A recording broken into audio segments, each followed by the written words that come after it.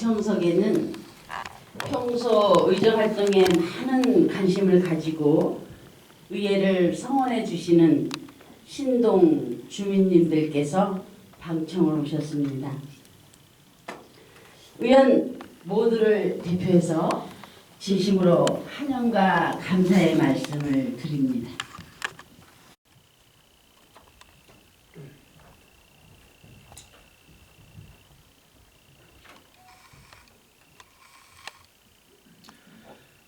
사랑하는 제천시민 여러분, 그리고 오늘 발언의 기회를 주신 이정임 의장님을 비롯한 선배 동료 의원 여러분, 아울러 김창규 시장님을 비롯한 일천여 공직자 여러분, 또한 항상 시민의 알 권리를 위해 수고해 주시는 언론인 여러분, 안녕하십니까. 제천시의회 자치행정위원회 김수환 의원입니다. 저는 오늘 왕암동에 위치한 폐기물 매립장과 산업단지 환경 문제로 인해 고통받고 있는 신동마을 주민들의 상황을 이야기하고자 합니다. 우리는 제천시의 경제 발전과 미래 비전을 위하여 2005년 제1산업단지를 인가받아 현재 제4산업단지까지 조성하여 진행 중에 있습니다. 한편 2006년 원주지방환경청의 승인으로 왕암동 폐기물 매립장이 조성되었으며 당초 바이오밸리 입주기업이 배출하는 폐기물을 처리할 목적으로 설치하였으나 실제 운영 과정에서는 외지의 폐기물들이 많이 유입되어 몇 번의 증설 과정도 거치면서 여러 잡음도 많았지만 결국 사업주는 떠나고 피해는 고스란히 시민의 몫으로 남게 된 사례를 겪었습니다. 왕암동 산업단지 조성 목적에서는 이렇게 말합니다. 낙후된 충북 내륙지방의 공장 용지 용수에 대처하고 경제적이고 능률적인 산업단지를 조성하여 산재된 공장들을 이전시켜 집단화, 계열화함으로써 환경오염을 최소화하고 지역경제 활성화를 도모한다. 그렇습니다. 이 모든 것은 지역경제 활성화라는 대의 명분 아래 정부와 지방자치단체가 진행한 일입니다. 그런데 이렇게 긍정적인 모습 이면에는 우리가 놓치고 있는 매캐하고 어두운 그늘이 있습니다. 제천시의 발전이라는 양지 뒤에 가려져 있는 환경 문제와 주민들의 희생이 바로 그것입니다. 약 30년 전 우리 지역의 산업단지와 폐기물 매립장이 조성된다고 하였을 때 우리는 많은 기대와 또 절반의 우려를 가졌습니다. 정부와 관련 기업들은 이러한 개발이 지역 경제를 활성화하고 고용 기회를 창출할 것이라고 다짐했고 특히 환경오염 문제에 대해서도 철저히 관리하겠다고 약속했습니다.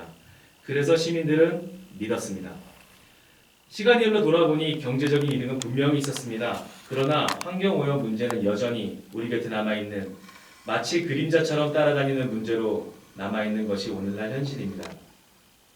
통계적으로는 환경오염 문제가 해결되었다고 발표되곤 하지만 그 수치들은 시민의 어지럽혀진 일상을 모두 대변해주지 못하고 있습니다. 제천시청에서 제천 IC 방향으로 가다 보면 신동이라는 작은 산골 마을이 있습니다. 이곳은 미당천과 소세천이 모여 만나 장평천이 되어 흐르고 이런 자연을 삶의 터전으로 벗삼아 농사를 지으며 작은 마을을 이루어 살아가는 주민들이 있습니다. 그런데 어느새 이 마을은 매일 아침 기지개를 켜며 창문을 열고 한껏 들이마시는 맑은 공기는 악취로 변해버렸고 눈에 보이지 않는 미세먼지와 화학물질이 호흡을 가로막고 있습니다. 아이들이 뛰어놀던 마당과 공원의 나무들은 점점 색을 잃어가고 물고기들이 헤엄치던 삶의 터전은 더 이상 물고기조차 살지 못하는 오염된 하천으로 변해가고 있습니다. 최상의 품질을 자랑하던 신동쌀은 더 이상 생산자 자신조차 먹지 않게 되어 생존권을 위협하고 있습니다. 특히 청정지역이던 마을의 지하수는 염소, 페놀, 비소, 시안, 벤젠 등 독극물이 최대 879배까지 기준치를 초과하는 운용 불가의 물로 판정받기도 했습니다. 이 산골 마을의 주민들은 4개의 산업단지에 둘러싸인 채 깨끗한 삶의 터전을 잃어버리고 매일매일을 오염된 하천과 악취로 신음하고 있습니다. 이러한 현실에서 마을 주민들이 그동안 잘못한 것은 무엇인지 생각해 보았습니다. 마을 주민들이 잘못한 것이라고는 그저 정부와 제천시를 믿고 사랑한 것 그리고 기다린 것 말고는 없습니다.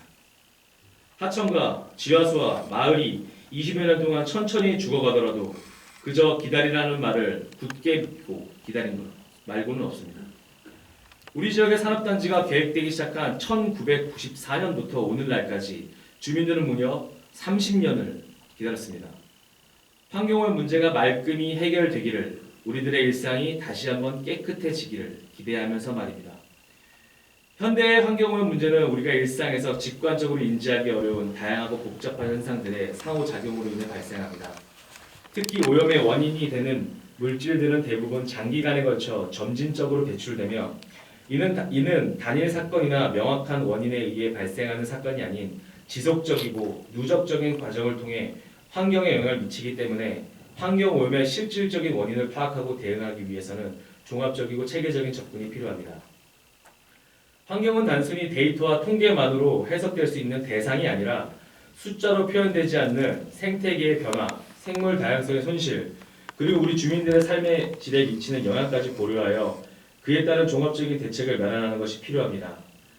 하지만 우리 사회는 이러한 복잡한 문제들을 수치상의 개선으로만 해석하려 하고 있으며 이는 근본적인 해결책을 제시하기보다는 일시적인 성과에 만족함으로써 주민들은 이것을 감시하고 지속적인 사후관리를 요구하는 것입니다. 이제는 정부와 제천시가 응답할 차례입니다.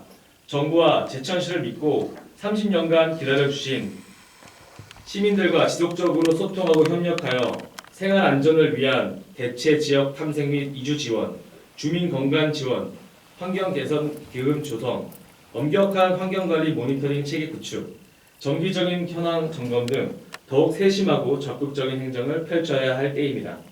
환경정책기본법 1조에서 말하듯 환경은 적정하고 지속 가능하게 관리 보존함으로써 모든 국민이 건강하고 쾌적한 삶을 누릴 수 있도록 환경오염 문제에 대해 보다 깊이 있는 접근 방식을 취해야 합니다. 수치상의 개선뿐만 아니라 생태계의 건강, 생물 다양성의 보전, 그리고 궁극적으로 주민의 건강과 안녕을 위한 실질적인 변화를 추구해야 합니다. 화면의 사진은 하천 오염으로 인한 물고기의 집단 폐사를 촬영한 것입니다. 이 사건 이후 이 하천에서는 유사한 폐사 사건이 더 이상 보고되지 않았습니다. 그러나 이것은 하천의 생태계가 회복되었음을 의미하는 것이 아니라 더 이상 폐사할 수 있는 물고기가 남아있지 않음을 의미하는 것입니다. 이러한 생태계의 붕괴는 단지 물고기에 국한된 것이 아니라 지역사회 주민들의 건강과 생활환경에도 심각한 위협이 될 수 있으며 장기적으로는 인간의 건강에도 부정적인 영향을 초래할 가능성이 높습니다. 부디 이 안타까운 현실에 공감하시어 30년의 기다림의 종지부를 찍어주시기를 간곡하게 부탁드립니다. 정부와 제천시는 진정으로 환경보호의 사명을 이행하고자 한다면 단순히 수치 너머의 진실에 주목하고 그에 따른 실질적인 행동을 취해야 할 것입니다. 시민사회의 목소리에 귀를 기울이며 다양한 이해관계자와 협력하여 종합적이고 지속 가능한 대책을 수립하기를 부탁드리며 이상 자유발언을 마치겠습니다. 경청해 주셔서 감사드립니다. 고맙습니다. 김주환 의원님 수고하셨습니다. 의석으로 돌아가 주시기 바랍니다.